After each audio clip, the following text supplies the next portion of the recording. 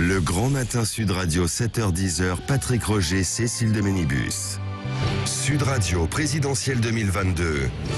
La vérité en face. Et la vérité en face ce matin avec présidentielle 2022. La France a-t-elle encore un avenir? Et pour en parler, Franz-Olivier Gisbert est avec nous. Bonjour. Merci d'être avec nous avec ce livre qui sort, qui vient de sortir. Quand on est ici, on est de bonne humeur tout de suite.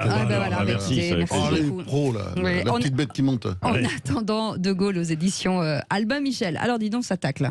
Alors on y va. Oui, il faut pas avoir peur. Hein. Est-ce que c'est une reprise de beaucoup de vos éditos? Oui, avec une grosse introduction. Avec etc. Avec de mise en contexte en fait du moment de la période que l'on vit. Alors quel regard vous avez, Franz-Olivier Gisbert? Vous avez connu aussi beaucoup de présidents de la République, beaucoup de de régimes de gouvernement. Ne me rappelez pas mon âge. Non, mais vous êtes très jeune encore, éternellement jeune. Mais Franz-Olivier, et quand même, quel regard vous portez sur la situation en fait actuelle, ce que l'on vit, et notamment à un mois des élections, là où on dit déjà aujourd'hui que les jeux sont faits? C'est effrayant. Ça donne. Il y a quelque chose de. Enfin, pour moi, ce n'est pas un adjectif péjoratif, vu que j'ai passé mon enfance en province, mais il y a quelque chose de très provincial. Moi, ce qui me frappe, si vous voulez, c'est par exemple un chiffre fondamental pour l'économie française qui est sorti il y a quelques semaines. C'est le chiffre du déficit du commerce extérieur, 84 milliards l'an dernier. Bon, c'est effrayant. C'est effrayant. Et surtout que c'est un déficit chronique du commerce extérieur que nous avons en France. Alors que l'Allemagne est largement excédentaire, mais c'est en dizaines et dizaines de milliards. L'Italie dont on se moque, 60 milliards d'excédent du commerce extérieur chaque année. Nous, on a un déficit chronique. Il grandit. Et tout le monde s'en fout. Et personne n'en parle. Et si vous voulez, ça, c'est tout le système économique qui s'effondre lentement. Et personne n'en parle. Enfin, oui, dans la campagne, on en parle un peu. Il y a des politiques qui en parlent. Je pense à Valérie Pécresse, par exemple. Mais en même temps, ça ne marque pas, ça ne frappe pas, parce qu'on parle d'autre chose. On parle de sujets, d'ailleurs, qui sont tout à fait importants, le pouvoir d'achat. Mais en même temps, vous avez... Ça y participe, tout ça. Ça y participe, vous avez absolument raison. Mais en même temps, moi, je trouve on assiste tous, comme spectateurs, en fait, à une espèce de lent délitement économique qui dit plein de choses. Quand je donne ce chiffre, vous voyez très bien ce que ça veut dire. Désindustrialisation, bien entendu, par rapport à l'Italie et l'Allemagne, d'ailleurs, justement, où nous n'avons pratiquement plus d'industrie. Et puis aussi l'effondrement, mais c'est fascinant, de la filière légumière et fruitière, c'est-à-dire on importe des fruits et légumes. Toute la richesse française que l'on réussissait en fait à mettre sur le devant de la scène et à exporter aujourd'hui beaucoup moins, quoi. Beaucoup moins, et on s'en fout. Et moi, c'est ça qui me frappe. Mais simplement, moi, je suis pas pessimiste, c'est-à-dire que je suis pas décliniiste. Moi, j'aurais jamais fait un livre. Il y a les déclinistes, je suis pas décliniste. J'aurais pas fait un livre, par exemple, comme Éric Zemmour, Le suicide français. Aujourd'hui, la France est morte. Pour moi, la France, elle est pas morte. Mais je me rappelle d'une conversation avec Alain Juppé quand il était candidat à la primaire en 2016, qui disait toujours: nous sommes en 1958. Je disais: mais non, on n'est pas encore en 1958. 1958, vous savez, quand De Gaulle arrive au pouvoir, c'est l'effondrement général. C'est-à-dire que vous avez l'économie qui est par terre, des déficits partout. Alors, il y a la croissance sous la 4e République, on en parle toujours. La croissance, oui. Mais à côté, vous avez 15% d'inflation. C'est difficile de vivre avec 15% d'inflation. Ça va peut-être bientôt arriver en France, d'ailleurs. Oui, bien sûr. Parce que ça gonfle, effectivement. Oui, mais c'est pas à cause de la guerre Ukraine, c'est aussi à cause de tous ces billets que nous avons fabriqués pour le Covid. Parce que, voilà, on a fait marcher la planche à billets. Quand vous faites marcher la planche à billets, ça fait de l'inflation. Et l'inflation, qu'est-ce que ça fait? Ça appauvrit les retraités. Enfin, on sait très bien. C'est le système habituel qui permet d'ailleurs de rembourser les dettes, d'aller un petit peu mieux. Franz-Olivier Gisbert, je vais faire un pont entre deux livres, juste sur des titres. Là, c'est En attendant De Gaulle. On a reçu Chloé Morin qui disait, son titre de livre, c'est On a les politiques qu'on mérite. Oui, mais vous savez, à un moment donné, ça vient. Moi, j'ai tendance à penser souvent que l'homme d'État, enfin, ça c'est l'expérience qui permet, ou la femme d'État, il y a des femmes d'État, se révèle au pied du pouvoir.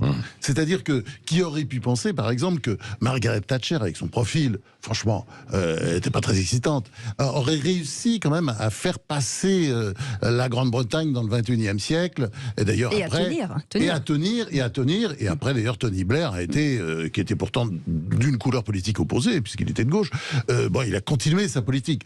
qui aurait pu penser aussi que Ronald Reagan, bon, moi je l'ai rencontré, c'est vrai que je m'étais moqué de lui dans des articles, quand je l'ai vu, j'ai réagi un peu différemment, oui. Mais Reagan aussi, il s'est révélé, et bon, il a relancé complètement. Gérard Schröder, social-démocrate, qui aime beaucoup le vin blanc, on n'aurait jamais cru qu'il aurait fait ce qu'il a fait. Il a mis l'Allemagne sur les rails et ensuite ça a été poursuivi par Angela Merkel, quoi. Oui, bien sûr, qui n'a fait que continuer ce qu'avait fait Gérard Schröder. Très bien, donc, mais chez nous, qui l'aurait parié? Donc, chez nous, ça peut arriver à un moment donné. C'est-à-dire, moi, franchement, j'aurais jamais parié que Gérard Schröder aurait été le grand réformateur. Bon, aujourd'hui, sa situation est assez pathétique, parce que bon, employeur Gazprom, employeur des Russes. Ah non, mais c'est atroce. Mais en même temps, il ne faut pas oublier le rôle historique qu'il a joué dans la relance économique de l'Allemagne, qui était par terre. N'oubliez pas, au début du XXIe siècle, l'Allemagne n'existait pas. Et là, elle est revenue en force grâce aux réformes de Gérard Schröder, il faut le dire. Bon, et personne n'aurait cru. Donc, si vous voulez, quand je dis en attendant De Gaulle, De Gaulle, on ne sait pas qui c'est. À un moment donné, quelqu'un arrive, et je pense que la France n'est pas encore mûre, puisque les Français ne se rendent pas compte. C'est-à-dire qu'on voit très bien que... Surtout que vous n'étiez pas très gaulliste à la base. Non, pas du tout. Mais on ne se rend pas compte, mais je le suis devenu avec le temps, en réfléchissant, vous savez. Mais après, c'est quel De Gaulle ça sert à ça aussi, l'âge. C'est quel De Gaulle?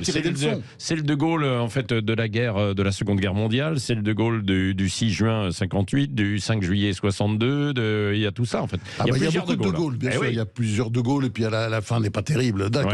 Mais De Gaulle, c'est le De Gaulle de 1958 qui arrive dans une situation catastrophique et qui fait une nouvelle constitution en quelques semaines, qui est votée avec l'accord des opposants, parce que Guy Mollet, Claire Pflimlin ont participé à l'élaboration de la constitution, qui va faire un plan de relance économique complètement dingue. La rigueur, mais c'est du bar puissance 1000, c'est le célèbre plan RUEF, qui a été adapté par Antoine Pinet, qui était à l'époque ministre de l'économie et des finances, et l'économie va repartir, mais de manière extrêmement violente, alors avec des taux de croissance dingues, et puis l'inflation va être jugulée. Donc, ce que je veux dire, c'est que quand on a la volonté, voilà. Et puis aussi quand le pays suit, puisque en 1958, les Français avaient peur. Moi j'étais tout gosse, j'avais 9 ans, et je vois bien, mes parents avaient peur, on avait peur, on voyait que aujourd'hui on a peur. Le pays était au bord de la guerre civile. Non, mais c'était la guerre civile qui guettait. Oui, bien sûr. Aujourd'hui, mais c'est une angoisse plutôt extérieure, c'est-à-dire on a un fou aux portes de l'Europe. Non, mais on a un psychopathe aux portes de l'Europe. Aussi de guerre civile en France. Il y a encore 2-3 mois. Oui, vous avez raison. Mais ça a été un peu effacé par la grande peur extérieure. Mais là aussi, je trouve la réaction de la France par rapport à d'autres pays montre que comment dire, le pays est malade. Le pays est malade. Pourquoi? Et je pense que l'espèce de lente pente, de toboggan économique dans lequel nous dérivons, y est pour quelque chose. C'est-à-dire que je trouve que quand on compare avec d'autres pays, je trouve que c'est un des pays où il y a le plus de poutinistes, comme on a été souvent pétainistes, je les appelle les poutino-pétainistes, parce qu'il y a quelque chose comme ça. C'est-à-dire, voilà, et oui, on donne raison, vous savez, à celui qui fait les conquêtes. Oui, c'est parce qu'il était humilié. Oui, c'est la cause de l'OTAN. Oui, on entend ça à longueur de journée. Et il y a une petite partie de vrai quand même aussi. Toute petite, parce que vous savez très bien que ce qui est principal, surtout c'est l'hubris. Quand j'entends dire par des chroniqueurs, soi-disant experts, que c'est le responsable de tout ça, c'est Zelensky. Non, mais on a envie de crier au fou. Et ça, il n'y a qu'en France que vous entendez ça. Zelensky, il est pour rien, le pauvre. Tiens, c'est intéressant aussi, ça aussi. Qui aurait parié que Zelensky était ce qu'il est en ce moment? À la base. Moi, j'aurais pas cru. Mais j'aurais pas cru. J'aurais pas cru. Or, pourtant, il se comporte comme un héros de la démocratie et de la liberté. Dans un instant, justement, en attendant De Gaulle, qui peut être là? Qui peut sauver la France? Est-ce que c'est Emmanuel Macron? Est-ce que d'autres candidats, candidates aussi? Où en est la droite? Parce que vous l'évoquez en fait dans ce livre. On va voir ça dans un instant. Et vos appels 0826 300 300. Sud Radio présidentielle 2022. La vérité en face. La vérité en face, la France a-t-elle encore un avenir? On l'espère en tout cas. Et pour en parler ce matin, Franz-Olivier Gisbert est avec nous. Il est tout chaud, tout neuf, pas lui, mais le livre En attendant De Gaulle aux éditions Albin Michel. Il y a beaucoup de choses dans ce livre. Votre combat aussi un peu contre l'obscurantisme, contre certains préjugés en fait dans notre société.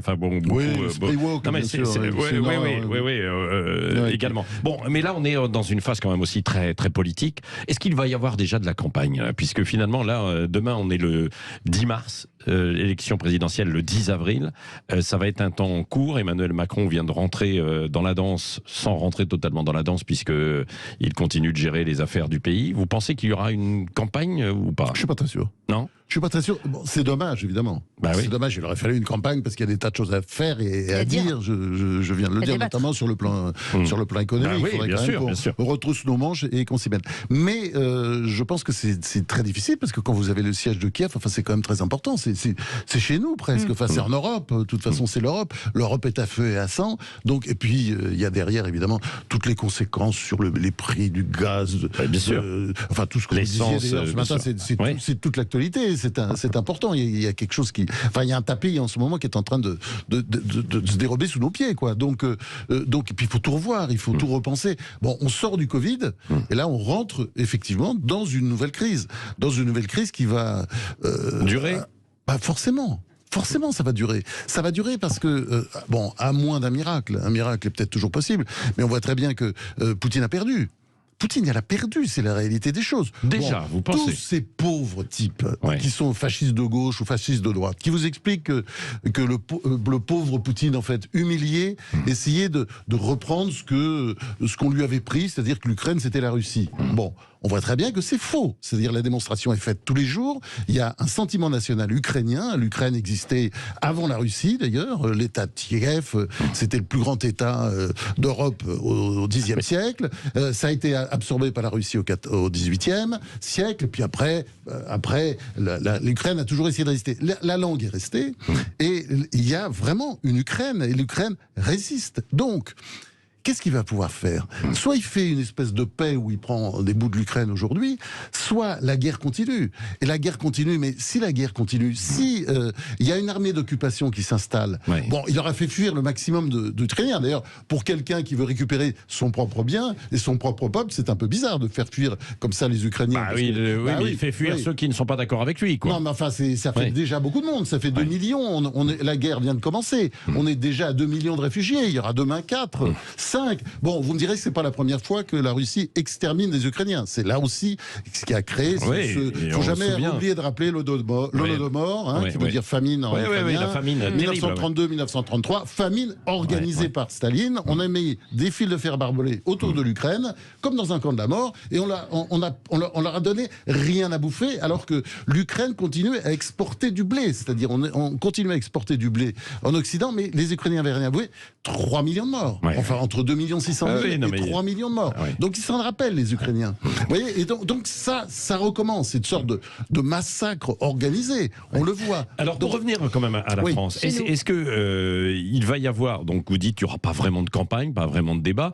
Dans l'un de vos chapitres, vous dites la droite peut-elle encore perdre en 2022 c'est où la droite en fait aujourd'hui? Parce que est-ce que Emmanuel Macron ne représente pas une partie de la droite? Oui, bien sûr. C'est le en même temps. C'est-à-dire Macron, il fait attention de garder une partie de la gauche. Il a d'ailleurs des électeurs de gauche, des électeurs socialistes, parce que on parle beaucoup des ralliements à droite, mais il y a aussi des ralliements. Par exemple, quand je vois François Rebsamen, qui est l'un des meilleurs amis de François Hollande, qui appelle à voter Macron, le maire de Dijon, c'est quand même, c'est un phénomène très important. Il y a une partie parce qu'ils sont déçus par la politique actuelle du Parti socialiste. Et puis de l'autre côté, il y a LR, puisque c'est la principale activité politicienne, disons, de Macron parce qu'il a d'autres activités quand même, mais de Macron depuis qu'il est élu, c'est d'absorber, de finir, de digérer le LR, et ça marche. Donc les Républicains, effectivement, sont dans un... Bon, là pour l'instant, ils jouent leur survie. S'ils sont à plus de 10%, c'est possible, c'est pas sûr, mais c'est possible. S'ils sont à 15%, bon, ça tiendra. Mais c'est vrai qu'au-dessous, ça peut devenir très compliqué, quoi.